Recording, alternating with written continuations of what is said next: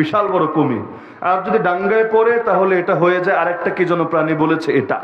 এখন এক ছাত্র বাঘ, এখন এক ছাত্র দাঁড়িয়ে বলছে, হুজুর যদি এমন হয় অর্ধেক পড়েছে ডাঙ্গায় অর্ধেক পড়েছে জলে, তাহলে এখান থেকে কি হবে?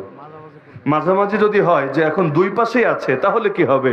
হুজুর বলল জবাব পরে, আগে বল তোর বাড়ি কোথায়? বলল হুজুর নোয়াখালী।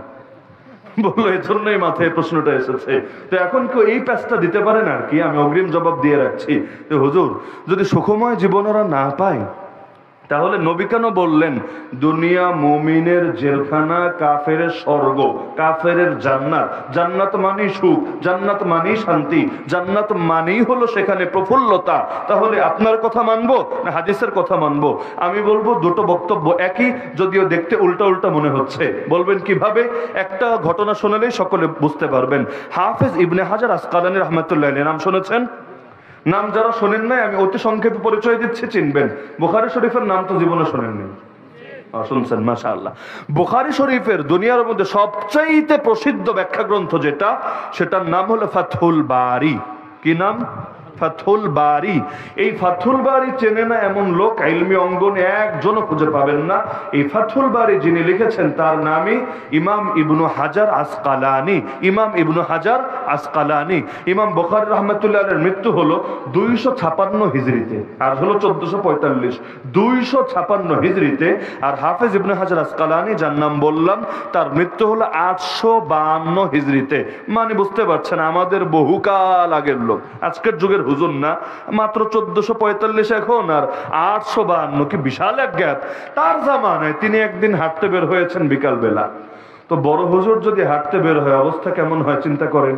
সঙ্গে খাদেম থাকবে, সাগরেদ থাকবে, এলাকার মানুষরা থাকবে, যারা হুজুরের জুতোটাও নিজের হাতে নিতে পারলে নিজেকে সৌভাগ্যবান মনে করবে। এটাই তো শান। তো এখন বের হলেন, হঠাৎ করে এক খ্রিস্টান লোক দৌড়ে আসছে হুজুরের দিকে। এমন খ্রিস্টান লোক রোদে পুড়তে পুড়তে শরীরের চামড়া কালো হয়ে গিয়েছে, বয়স হওয়ার কারণে চামড়া কুচকে গিয়েছে, পরিশ্রম করতে করতে পিঠটাও নুজো হয়ে গিয়েছে।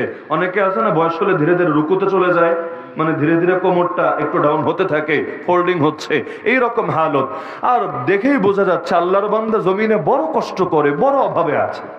এখন এসে বললো হুজুর, ও হুজুর, ও হুজুর, আমার একটা প্রশ্ন আছে। সাগরেদরাও পেরেছেন, কি রে ভাই এভাবে এত কারেন্ট আসলো কোত্থেকে? এইভাবে দৌড়ে এসে হুজুরের কাছে কি প্রশ্ন করবে? এখন সবাই কান পেতে রেখেছে যে খ্রিস্টান লোকে প্রশ্ন করবে। প্রশ্ন কখনো হয় জানার জন্য, কখনো হয় ফাঁসানোর জন্য। সব প্রশ্ন এক নিয়তে হয় না। অনেক সময় প্রশ্ন হয় জানার জন্য, অনেক সময় প্রশ্ন হয় একটা প্যাচ লাগানোর জন্য। মাহফিলে যারা প্রশ্নোত্তর করে দেখবেন কিছু কিছু এলাকা আছে ওখানে কিছু কমন প্রশ্ন থাকবেই থাকবে। যেমন কিছু এলাকার প্রশ্ন হলো হুজুর নামাজে হাতটা কোথায় বাঁধতে হবে? আমিন আসতে বলতে হবে না জোরে বলে মসজিদ কাঁপাতে হবে? রাফিয়াদাইন কয়বার করতে হবে? কোন কোন এলাকার প্রশ্ন হলো হুজুর নবী নূরের তৈরি না মাটির তৈরি? মিলাদ কিয়ামের হুকুমটা কি? ইত্যাদি ইত্যাদি। এক এক এলাকায় এক এক টাইপের প্রশ্ন চলতেই থাকে। মানে ও যে জানে না বিষয়টা এমন না, প্রশ্নটা ও করেছে জেনে বুঝেই। ইউটিউব শরীফে আর পর্যাপ্ত জ্ঞান হাসিল করে ফেলেছে, ফেসবুক শরীফের মধ্যে পর্যাপ্ত তার বিচরণ আছে। তবু হুজুরও একটু টিপ দিয়া দেখলো হুজুরের মুখ থেকে কোন ভাষাটা বের হয়। আর এলাকাটাও কয়েকদিন গরম থাকলো, কারণ তার দলটা একটু ভারী হলো, ভিন্ন মতটা আরেকটু চাপে পড়লো। এরকম হয় না মনে হয়? জানেন না মনে হয় আপনারা? হয়। তো এখন সবাই কান পেতেছে দেখে হুজুরে কি বলে। সে সেই প্রশ্নটাই করলো, হুজুর আমি জানি নবীরা কখনো মিথ্যা বলেন না। আমি শুনেছি আপনাদের নবী নাকি বলেছেন দুনিয়া মুমিনের জেলখানা, কাফেরের বালাখানা। হুজুর আমার প্রশ্ন হলো আপনি আপনাকে দেখেন আর আমাকে দেখেন, আপনি আছেন কোন সুখে আর আমি আছি কোন কষ্টে। এরপরও এই হাদিসটা বাস্তবসম্মত হয় কিভাবে? তা আমি কি হাদিস মানবো না বাস্তবতা মানবো? কারণ শুনেছি নবীরা মিথ্যা বলে না, তো যদি সত্য হয় বাস্তব হবে।